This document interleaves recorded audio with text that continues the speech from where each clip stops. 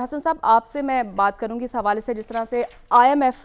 کی جانب سے جو معاہدہ وہ فائنل ہو چکا ہے، معاہدہ طے پا گیا، کامیاب بھی ہو گیا یہ معاہدہ، اور آئی ایم ایف کی جانب سے جو ہے وہ تسلی بخش ریمارکس بھی دیے گئے ہیں۔ اب آپ کیا دیکھتے ہیں یہ معاہدہ جو کتنا سود مند ثابت ہوگا؟ دیکھیں، اس میں تو کوئی دوسری رائے نہیں ہے کہ بنیادی طور پہ عسکری اور حکومتی کاوشوں سے ایک مثبت نتائج دیکھنے کو ملے ہیں۔ ماضی میں جو ہم دیکھتے آئے تھے گزشتہ 15-16 مہینے میں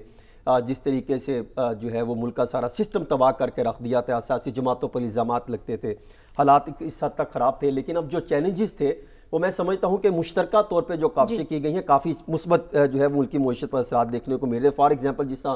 ابھی آپ بتا بھی نہیں تھی کہ چند ماہ میں زر مبادلہ کے ذخائر ہفتہ وار 67 ملین ڈالر کا اضافہ ہوا ہے، جو اب 7.7 بلین ڈالر پر پہنچ گئے ہیں۔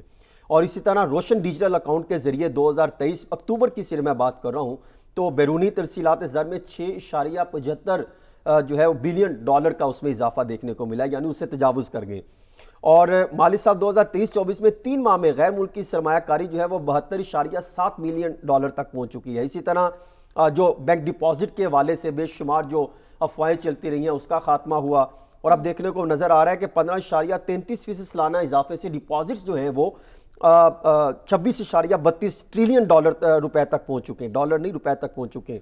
پھر ایشین ڈیولپمنٹ بینک میں ہمیں 250 ملین ڈالر لگ بھگ 25 کروڑ ڈالر بنتے ہیں، اس کی بھی ہمیں قرضے کی اسکیم منظور ہو گئی، 57,000 پوائنٹس ہمیں کراس کر گیا، ایک اچھا ہمیں دیکھنے کو ملا اسٹاک ایکسچینج کا معاملہ بھی۔ پھر دوسرا، حکومت دعویٰ کرتی ہے کہ بجلی چوری کے حوالے سے ہم نے مثبت اقدامات کیے، اگر یہ تسلسل رہا تو ہمیں اچھا دیکھنے کو ملے گا۔ پھر سونا اور ڈالر کی اسمگلنگ کو روکنے کے حوالے سے اقدامات کیے گئے، پھر جو لوگوں نے گھر میں پیسہ چھپا رکھا تھا اس کے حوالے سے، لیکن یہ چیز تو اچھے ہمیں اشاریے دیکھنے کو مل رہے ہیں۔ آئی ایم ایف نے بھی ہمیں پوزیٹیو جو ہے وہ وے سے آگاہ کیا کہ آپ نے جو پہلا ایگریمنٹ ہوا تھا، معاہدے ہم نے جو آپ کو اشاریے دیے تھے، جو ٹاسک دیے تھے آپ نے اچیو کیے،